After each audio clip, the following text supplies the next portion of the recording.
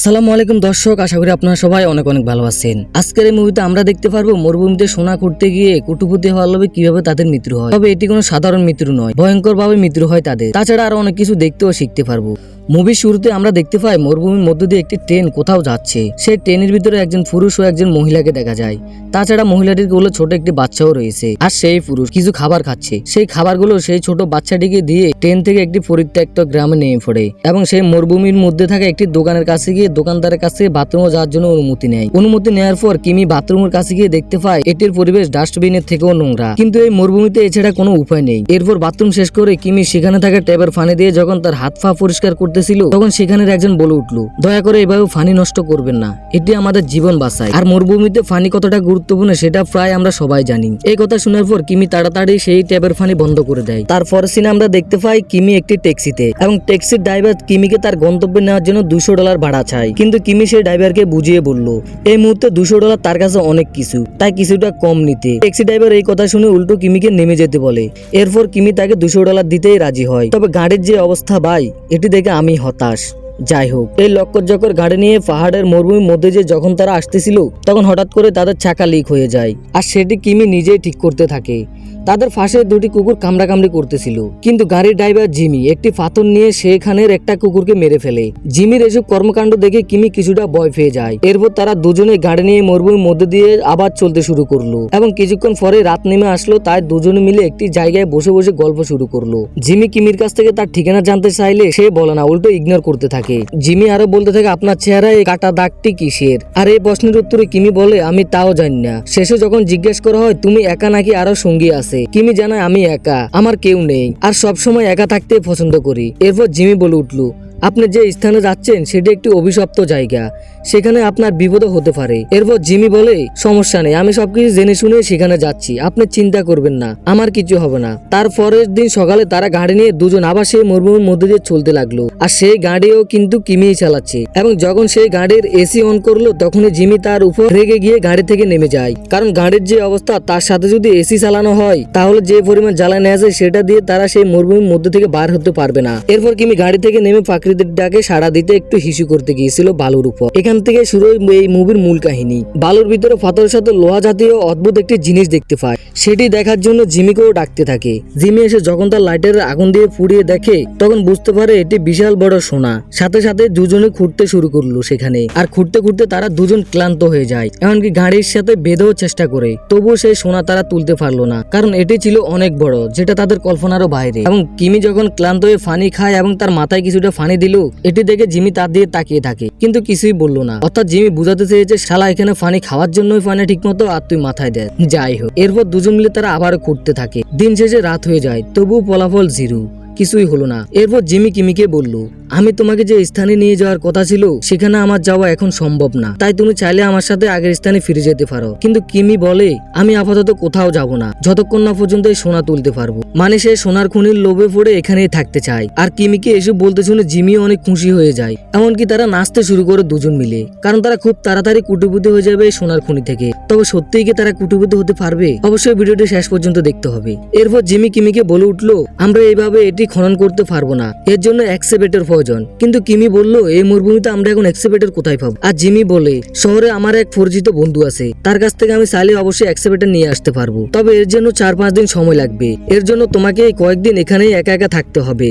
এই কথা শুনে কিমি কিছুটা নার্ভাস হয়ে যায়, কারণ এই মরুভূমির পাশে একটি জঙ্গল ছিল যেখানে ভয়ঙ্কর সব প্রাণীরা থাকে এবং সেই মরুভূমির আশেপাশেও কেউ নেই। কিন্তু জিমি কিমিকে আমাদের বাংলা সিনেমার মতো কিছু ডায়লগ দিয়ে বুঝিয়ে দেয়, দেখ ভাই, পৃথিবীতে টাকার মতো গুরুত্বপূর্ণ কিছু নেই, তাই আমাদের জীবনে রিস্ক নিয়ে হলো আমরা এই সোনার খনি উদ্ধার করব। তার পরের দিন জিমি তাকে কিছু খাবার পানি এবং পকেট থেকে বের করে একটি চকলেট দেয় এবং বলতে থাকে, আমি আশা করি তুমি এখানে থেকে সোনা পাহারা দিবে এবং আমার জন্য অপেক্ষা করবে। তারপর আমরা দুজন পৃথিবীর ধনীদের কাতারে চলে যাব। এমনকি তার সাথে যোগাযোগ রাখার জন্য স্যাটেলাইট সিস্টেম একটি ফোন দিয়ে যায়। তারপর জিমি সেখান থেকে চলে যায়। জিমি আসার পর কিমি একা হয়ে যায় এবং নিজের জন্য সেই সোনার খনির পাশে একটি শেল্টার তৈরি করে। পরের দিন সকালে কিমি যখন প্রকৃতির কাজ করতেছিল তখন জিমি কল দেয়, কিন্তু জিমি অনেকটা চেষ্টা করে দৌড়ে আসার পরও সেই কল রিসিভ করতে পারলো না। এরপর জিমি যখন তার চারপাশটা ঘুরে দেখছিল আর সেই মরুভূমিতে বিধ্বস্ত হওয়া একটি বিমান দেখতে পায়। রোদের এই তাপ থেকে বাঁচার জন্য সেখানে কিছুক্ষণ বিশ্রাম নেয়। তবে সে ভাঙা বিমানের ভিতরে থাকার ইচ্ছে থাকলেও জিমি সেখানে থাকতে পারবে না, কারণ তাহলে সে সোনার খনির পাহাড় পাহারা দিতে পারবে না। তবে বিমানের ভিতর থাকতে না পারলেও রোদের তাপ থেকে বাঁচার জন্য বিমানে কিছু পার্টস খুলে নিয়ে আসে এবং তার শেল্টারটি আরো মজবুত করে। কিন্তু যতই সময় যাচ্ছে ধীরে ধীরে কিমির শরীর অসুস্থ হওয়া শুরু করলো। এরপর কিমি সেই সোনার খনির কাছে যায় এবং একটি ফাতর সাহায্যে সেখান থেকে বড় একটি সোনার টুকরো উঠাতে পারে। কিমি চাইলেই সেটি নিয়ে আসতে পারতো, কিন্তু সে জিমির কথা চিন্তা করে সেখানেই থেকে যায়। যাই হোক, এরপর জিমি কিমিকে কল দেয় এবং কিমিকে বলতে থাকে, আমি যার কাছে এক্সেপেটার জন্য এসেছি তাকে খুঁজে পাচ্ছি না, তাই আমার হয়তো আরো কিছুদিন সময় লাগবে। এবং জিমিকে বলতে থাকে, আমি সোনার একটি ছোট টুকরো পেয়েছি। অর্থাৎ কিমি একটু আগে যে ছোট টুকরোটি ফাতরের সাহায্যে তুলছে সেটার কথাই বলেছে। আর এইসব শুনে জিমি তার উপর রেগে যায় এবং বলতে থাকে, তোমাকে আমি সেখানে পাহারা দেওয়ার জন্য রেখেছি, আমি আসলে এরপর দুজন মিলে খনন করব, তুমি এখান থেকে আর সোনা তোলার চেষ্টা করবে না। এটি বলে ফোন কেটে দেয়। মানে এমন ভাবে কথাগুলো বললো মনে হচ্ছে সোনার খনিটা ওর বাপের। যাই হোক, কেউ কিছু মনে করবে না কিন্তু আবার। এরপর রাত হয়ে গেল, তার চারপাশে অনেকগুলো হিংস্র কুকুর চলে আসলো এবং সেই কুকুরগুলোর ভয়ে কিমি সেখানে কাঠ দিয়ে আগুন জ্বালিয়ে দেয়, উল্টো সেই কুকুরদেরকে ভয় দেখানোর জন্য। আর এভাবে রাত কেটে বোর হয়ে গেল। এরপর দেখা যায় কিমি বসে বসে পানি খাচ্ছে এবং সেখানে মরুভূমির একটি বিষাক্ত সাপ চলে আসে। আর কিমি সেই সাপটা খুব সহজেই ভয় দেখিয়ে সেখান থেকে তাড়িয়ে দেয়। কিমির বোতল ভর্তি পানি পড়ে যায় বালুতে। এটি দেখে কিমি আফসোস করতে থাকে, কারণ পানি শেষ হয়ে গেলে সে মরুভূমিতে সারভাইভ করতে পারবে না। এবং কিমিকে দেখা যায় আবারও সে ভাঙা বিমানটির কাছে এবং বিমানের কিছু পার্টস আবারও খোলার চেষ্টা করতেছে, কিন্তু সেখানে কাউকে দেখতে পেয়ে কিমি সেই বিমানটির ভিতরে লুকিয়ে পড়ে। তবুও তাকে দেখে ফেলে। আর উনি হচ্ছে মেয়ে মানুষ, তবে তার চেহারা দেখে মনে হচ্ছে না সে কোনো সাধারণ মানুষ। যাই হোক, এরপর মেয়েটি কিমিকে বাইরে আসতে বলে এবং কিমি বাইরে আসে। মেয়েটি কিমির কাছে জানতে চায় তার কাছে শুকনো সাপ আছে কিনা খাওয়ার জন্য। কিমি বলে, এসব আমি খাই না, তাই আমার কাছে এসব শুকনো সাপ নেই। এরপর মেয়েটি কিমিকে প্রশ্ন করে, তোমাকে এখানে কে এনেছে? প্রশ্নের উত্তরে কিমি বলে, আমি নিজে থেকে এখানে এসেছি। এরপর মেয়েটি কিমিকে বলল, এখান থেকে 5 কিলোমিটার দূরে ভালো একটি জায়গা আছে, সেখানে ফানির খুব সহ শেল্টারও আছে, তুমি চাইলে সেখানে যেতে পারো। কিন্তু কিমি বলে, আমার কাছে এটাই বেস্ট, আমি এখান থেকে কোথাও যেতে চাই না। কিন্তু মেয়েটি তো আর জানা না কিমি এখানেই কেন রয়েছে। এক পর্যায়ে কিমি মেয়েটির প্রতি বিরক্ত হয়ে তাকে চলে যেতে বলে আর মেয়েটিও কিমির উপর রাগ করে চলে যেতে লাগলো। কিন্তু মেয়েটি কিমির শেল্টারের দিকে যাচ্ছে, আর যদি মেয়েটি সেখানে চলে যায় তাহলে হয়তো সব জেনে যাবে। তাই কিমি মেয়েটিকে আবার ডাকতে থাকে, কিন্তু মেয়েটি বলে, আমি সেখানে কিছু জিনিস দেখতে পাচ্ছি যেগুলো আমার শেল্টারের জন্য প্রয়োজন। অর্থাৎ মেয়েটি অলরেডি কিমি সেই শেল্টারটি দেখে ফেলছে দূর থেকেই, আর সেখানে কিছু জিনিসপত্র নেওয়ার জন্য সেদিকেই যাচ্ছে, কারণ মেয়েটি ভেবেছে কিমি এই বিমানের ভিতরেই থাকে। তারপর কিমি মেয়েটিকে সেদিকে যেতে নিষেধ করে এবং বিমানের ভিতরে থাকা পার্টস গুলো নিয়ে নিতে বলে। কিন্তু ভাই, কে শুনে কার কথা? তাও আবার হচ্ছে মেয়ে মানুষ। সে কিমির পিছন পিছন হাঁটতে লাগলো এবং বিভিন্ন ধরনের প্রশ্ন করে এবং কিমিকে আরো বলতে থাকে, আপনি কি প্রশাসনের হাত থেকে বাঁচার জন্য এখানে এসেছেন? এবং কিমি বলে না। মেয়েটি আরো বলে, তাহলে হয়তো বা কারোর সাথে বাজি ধরে। অর্থাৎ এমনটা হয় না যে আমরা কারোর সাথে বাজি ধরে যে আমি এখানে অতদিন থাকবো, এখানে ততদিন থাকতে পারবো। তো মেয়েটিও সেরকম বাজিই মনে করেছিল, কিন্তু কিমি বলে এরকম কিছুই নয়। এরপর মেয়েটি আরো বলে, তাহলে আপনাকে এখানে কে নিয়ে এসেছে? কিমি গরম হয়ে বলে, আমার বন্ধু আমাকে নিয়ে এসেছে এবং সে খুব তাড়াতাড়ি আমাকে এখান থেকে নিয়ে যাবে। তবুও সে মেয়েটি বলে, আপনি আমার সাথে মিথ্যা বলেছেন। একটা সময় গিয়ে কিমি বিরক্ত হয়ে মেয়েটি গালি দিতে থাকে এবং তাকে চলে যেতে বলে এখান থেকে। কিন্তু ভাই, মেয়েটির প্রচন্ড লেভেলের ঘাউরা, উল্টো সেখানে কিমির উপর গরম হয়ে তাকেই গালি শোনায়। কিমি তখন কিছু না বলে সেখানেই দাঁড়িয়ে থাকে, কারণ এটা তো কোনো সাধারণ মেয়ে না যে একটু গরম হলাম তারপর যেতে বললে চলে যাবে। যাই হোক, এরপর মেয়েটি কিমির আগে তার শেল্টারের দিকে হাঁটতে থাকে এবং কিমি তাকে পিছন থেকে বারবার ডাকতে থাকলেও মেয়েটি শুনে না। কিমির শেল্টারের কাছে এসে বলে, তোমার এত সুন্দর 5 স্টার হোটেল মতো শেল্টার আছে, কিন্তু তুমি আমাকে বলো নাই কেন? মিথ্যা কথা কেন বলেছো আমার সাথে? এরপর সেখান থেকে সবকিছু খুলতে লাগলো। কিমি যতই তাকে বাধা দিচ্ছে সেই ঘাউড়া মেয়েটি কিছুই শুনতেছে না। উল্টো মেয়েটি বলতে থাকে, আমি জানি এখানে আপনি একা নয়, আর আপনার হয়তো এখানে কোনো জিনিস নিয়ে পরিকল্পনা করছেন। অর্থাৎ কিমির সাথে আরো অনেক মানুষ রয়েছে, তারা কিছু করার পরিকল্পনা করছে। মেয়েটি এটাই বলছে, কিন্তু ভাই মেয়েটি তো সত্যিই বলল। এরপর মেয়েটি বলে, আপনারা শহরের মানুষ যাদের বিবেক এবং সত্যতা বলতে কিছুই নেই, আপনি প্রথম থেকে আমার সাথে কেন মিথ্যা বলেছেন? কিন্তু কিমি কিছু না বলে দাঁড়িয়ে থাকে। তারপর মেয়েটি যখন গালি দিতে দিতে কিমির দিকে যাচ্ছে, কিমি সেখানে থাকা একটি লোহার যন্ত্র দিয়ে মেয়েটির মাথায় আঘাত করে, আর এর ফলে মেয়েটি মারা যায়। আর লোভ মানুষকে কোথায় নিয়ে যায় আশা করি আপনারা সেটা বুঝতে পারছেন। একটিবার ভেবে দেখুন, গল্পের শুরুতে জিমি যখন ফাদার দিয়ে একটি কুকুরকে মেরেছিল তখন কিন্তু কিমির অনেক খারাপ লেগেছিল, অথচ এখন সে নিজেই কিন্তু মানুষ খুন করলো।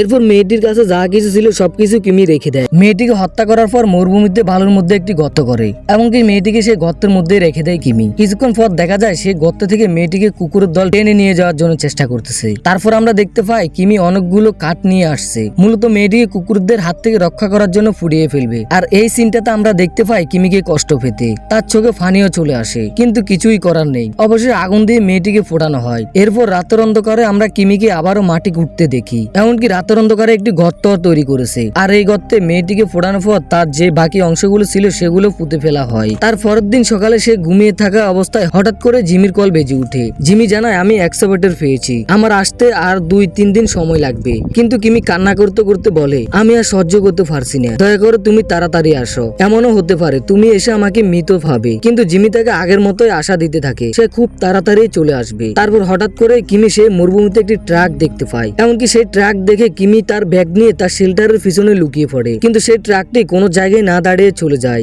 আর জিমি বিপদমুক্ত হয়। তবে একের পর এক বিপজ্জনক কিমির পিছে লেগেই আছে। যাই হোক, কিমি যখন তার আশপাশ থেকে শুকনো কাঠ খুঁজতেছিল ঠিক তখনই প্রচন্ড হাওয়া আসতে লাগলো। এই হাওয়া থেকে সেই মরুভূমিতে তৈরি হয় বালুর ঝড়। কিন্তু মরুভূমিতে বালুর ঝড় খুবই ভয়ঙ্কর। কিছুক্ষণের মধ্যেই শুরু হয় সেই বালুর ঝড়। কিমি সেই ঝড় থেকে বাঁচার জন্য চেষ্টা করতে থাকে। তবে কিমির চেষ্টা যেন ঝড়ের কাছে একটি ফাতা। ঝড়ের কারণে বালুর সাথে তার শেল্টারে বিভিন্ন জিনিসপত্র উড়ে নিয়ে যায়। কিমির চেষ্টার পরে কিছুই করতে পারে না। এমনকি ঝড় এতটাই ভয়ঙ্কর ছিল যে তার শেল্টার সহ সেখানে থাকা একটি গাছ উড়িয়ে নিয়ে যায়। শুধু এখানেই যে শেষ তা কিন্তু নয়। ঝড় থেমে গেলে কিমিকে আমরা বালুর নিচে চাপা পড়া অবস্থায় দেখতে পাই। কিন্তু কিমির ফ্যাটের ভিতরে গাছের একটি টুকরো ঢুকে যায়। সেখানে যে কেউ এসে তাকে সাহায্য করবে তেমন কেউ নেই। এমনকি কিমি এক ফোঁটা পানি খাওয়ার জন্য তার বোতলগুলো খুঁজতে থাকে। কিন্তু সেখানে তার ভাগ্য এতটাই খারাপ যে পানির বোতলগুলো সে খুঁজে পায় না। ফ্যাটের ভিতরে ঢুকানো সেই গাছের টুকরোটি নিয়ে সোনার খনির কাছে গিয়ে দেখে ঠিক আছে কিনা। আহা, মানুষ লোভে পড়ে কত কিছুই না করে।